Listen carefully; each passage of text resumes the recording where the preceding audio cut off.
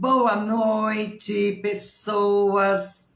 Vamos chegando, vamos pensar nesse tema que trouxe hoje. Nós vamos falar como que é a mente de um indivíduo que tira a vida do outro.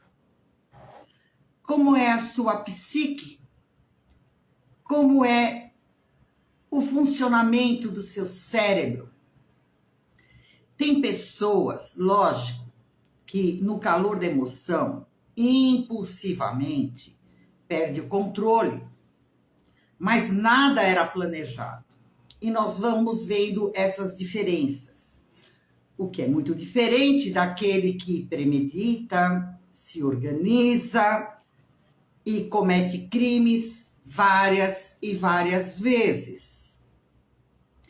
Então, como que é a motivação, o aparelho psíquico, os fatores biológicos e sociais desses indivíduos?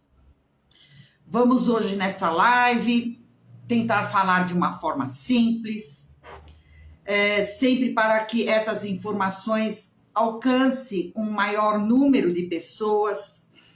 E para quem não me conhece, eu sou a doutora Uncala, eu sou neuropsicóloga, neurocientista do comportamento. Sejam todos bem-vindos. Mas vamos fazer o seguinte, para tudo agora. Encaminhe essa live, se inscrevam no meu canal. Vamos lá, o dedinho, porque a gente assiste, a gente gosta e esquece de favorecer o canal para ele poder continuar. Pronto, todo mundo já fez, ok. Não vou trazer aqui pessoas que cometem crime e sofrem de transtornos psiquiátricos, né, que têm delírios, paranoides, perda de consciência, até porque na semana retrasada eu trouxe aqui a comparação do Ted Bundy e de Johnny Dahmer, né, dois serial killers em potencial. Hoje nós vamos entender como que é o cérebro e a mente humana de um. Por que que eu estou escrevendo? Porque tem algumas palavras que nas redes sociais eles estão cortando. Vocês vão perceber aqui no decorrer da live o quanto que eu consigo trabalhar com sinônimos, né? E explicar palavras que agora estão cortando no YouTube. Boa noite, Zaqueu, obrigada por estar aqui. Então vamos lá, gente, vamos entender como é que funciona a mente e o cérebro deles. O nosso aparelho psíquico, ele tem conteúdos inconscientes. Eu vou tentar trazer aqui terminologias que eu sei que vocês já escutaram.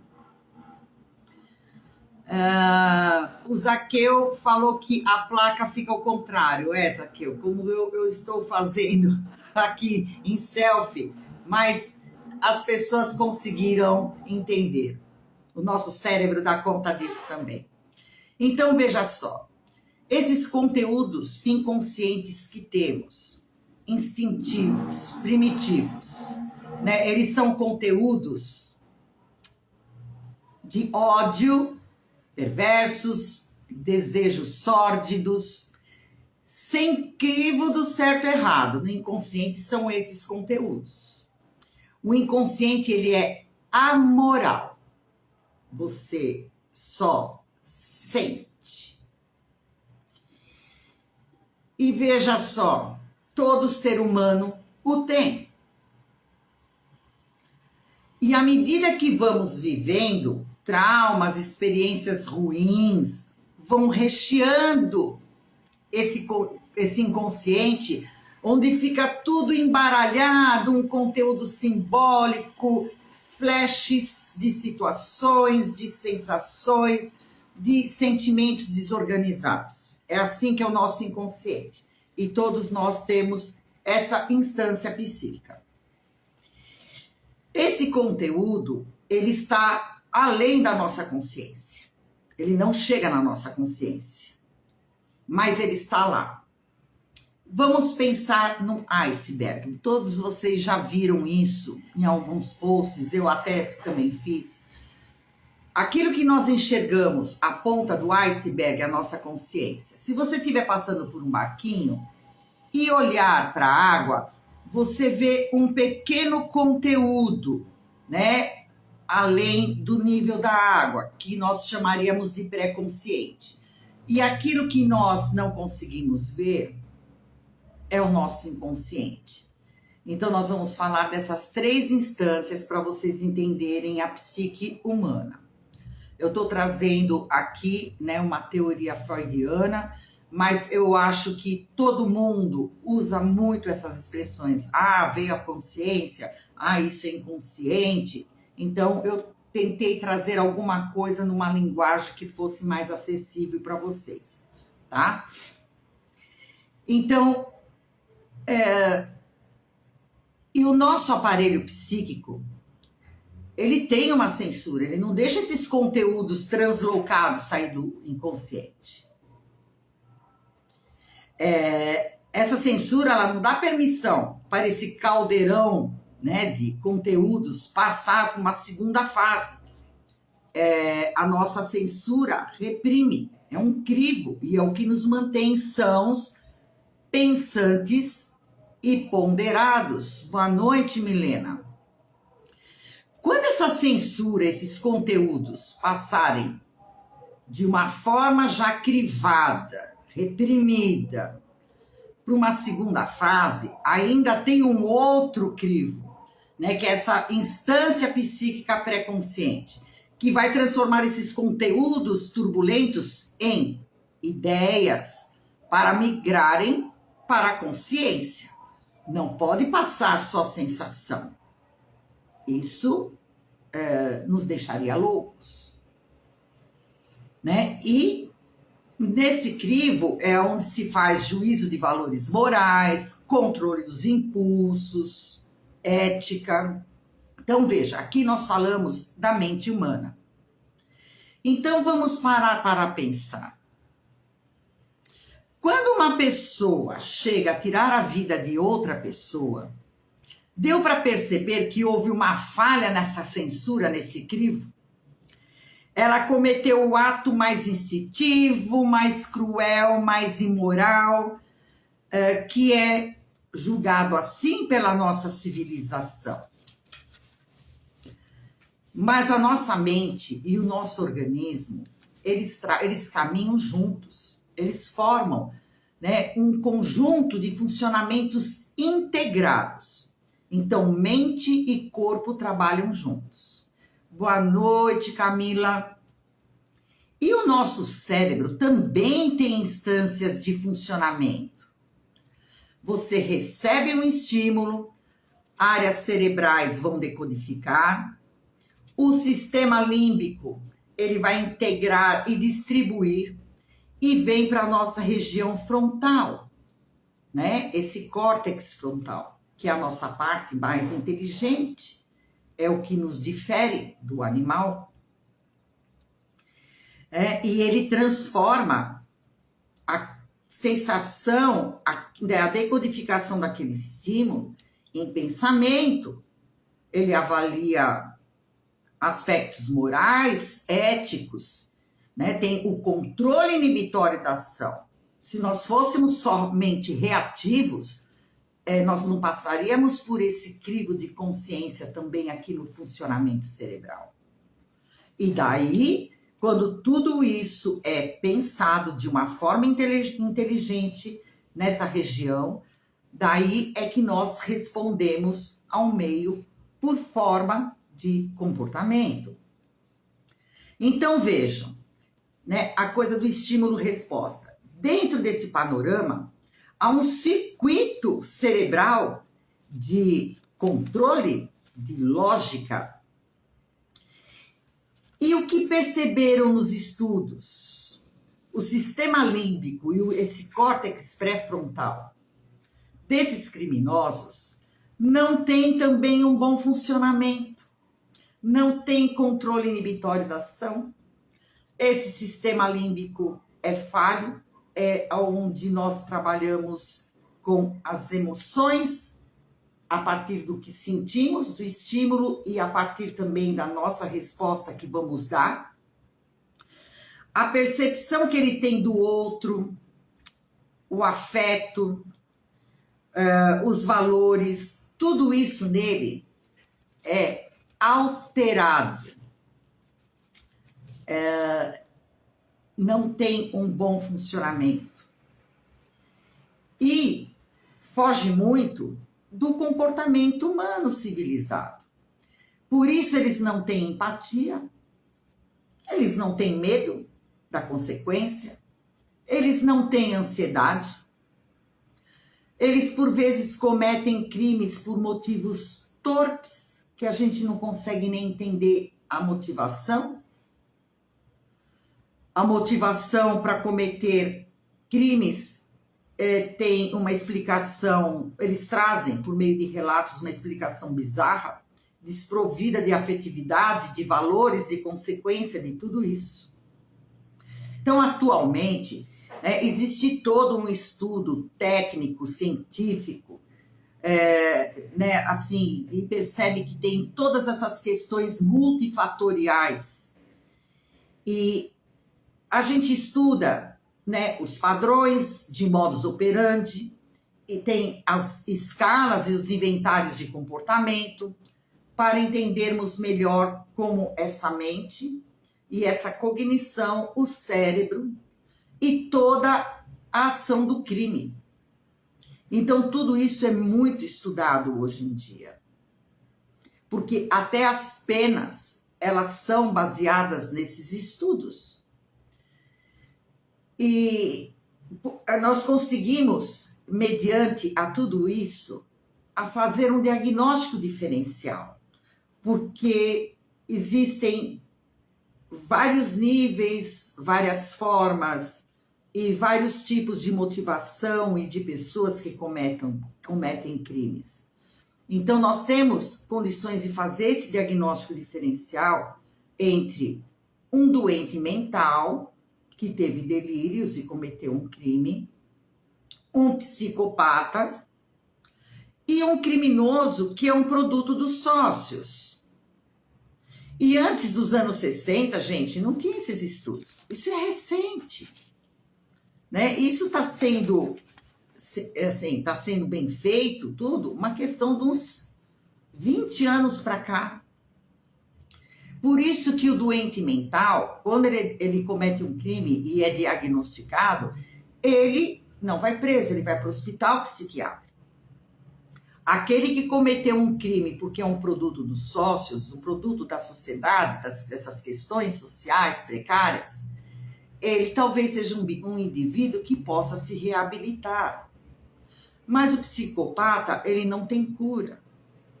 Não existe remédio e tratamento psicológico para desvio de caráter. Então, veja, todos nós temos instintos primitivos daquela área de funcionamento primitiva do cérebro. E até a época medieval, a justiça era feita com as próprias mãos. Na época das cavernas matavam, dilaceravam animais, se matavam para poder comer, empalhavam bichos, Então, nós somos, por vezes, como isso é do homem, nós somos, por vezes, reativos, mentimos, em alguns momentos nós fomos irresponsáveis ou agressivos, e isso é do homem, mas é diferente do humano civilizado. Nós temos essas pequenas características, mas o criminoso, ele tem isso como modo de ação, porque ele não tem aquele crivo da psique e ele não tem o controle inibitório da ação. E em estudos e achados de neuroimagem, eles têm um problema no sistema límbico e também no lobo frontal. ainda bem que mesmo tendo isso, temos a nossa censura, o controle inibitório, juízo de valor moral, que nos tornam cautelosos, civilizados. Por isso assim que muitos estudiosos de investigação criminal procuram entender também a história desse indivíduo, desde a infância, porque eles vão perceber que isso é um funcionamento dele, é recorrente. Eles estudam a dinâmica familiar, como foram suas relações sociais, para trazer à luz alguns aspectos, né, do funcionamento cognitivo e mental desses criminosos. Eles não são doentes. Eles têm um transtorno de personalidade. Eles nasceram assim. Eles são assim. É uma programação psíquica e cerebral diferente. Desrespeitam regras por própria conveniência, desrespeitam leis, têm uma crítica alterada de valores. Você fala, mas como que você fez isso? Ele olha assim, como assim o quê? Eu fiz. Né? E o que a gente percebe também que tem uma falha no cérebro dele, no funcionamento, até o fato dele cometer sempre os mesmos atos, de ter um modus operandi, é um fator de que esse cérebro patina.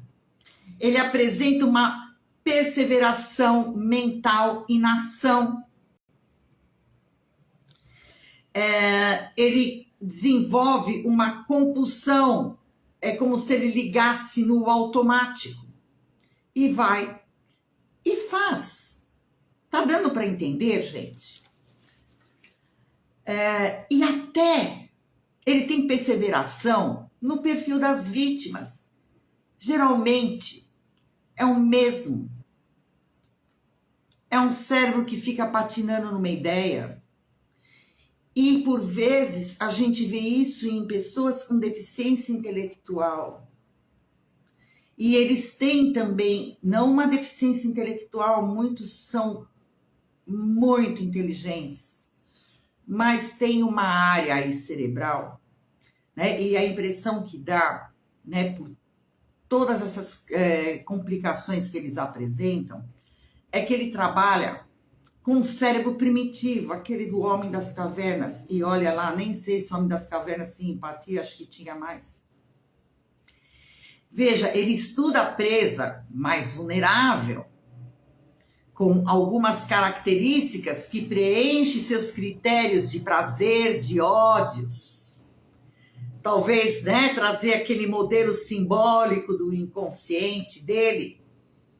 Por isso que a gente não consegue entender suas ações, os motivos às vezes são torpes, tudo, porque são conteúdos que a nossa consciência não dá conta de entender.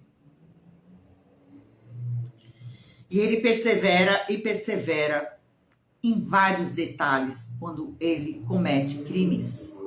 Por isso que eles são pegos, gente. Eles deixam pistas. Olha só, se eu falar para vocês assim, preste atenção. 4 ovos, 2 xícaras de farinha, uma xícara de açúcar, 1 colher de manteiga e 1 xícara de leite. Logo na tua cabeça vem o quê? Bolo. E assim que eles são pegos. Né? Primeiro que eles são um pouco xerox um do outro.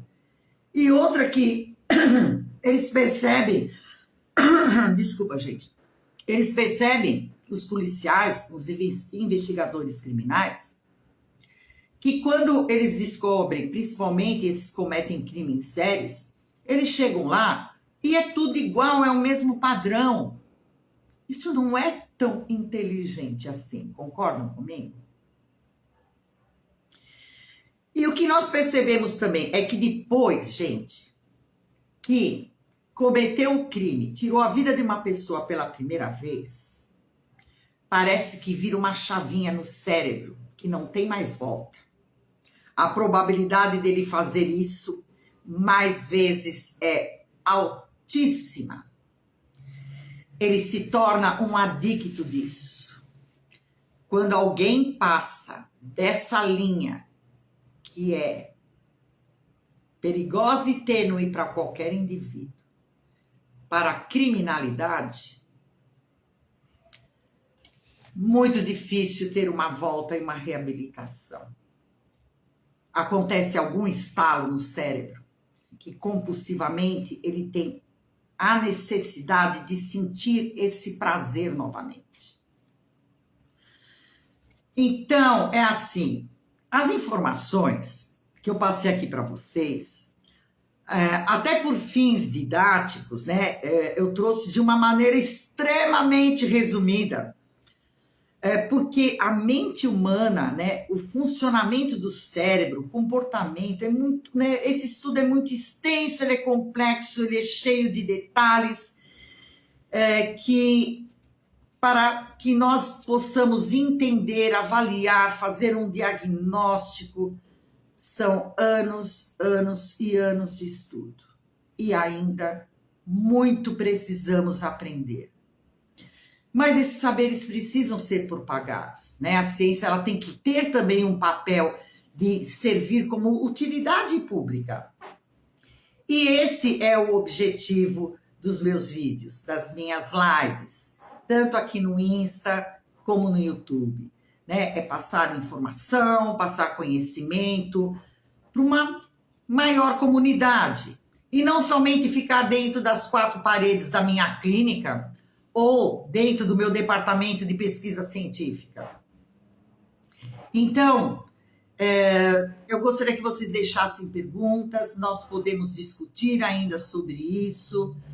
Na live da semana retrasada, eu trouxe também um comparativo de alguns criminosos, né, com diferentes funcionamentos cerebrais.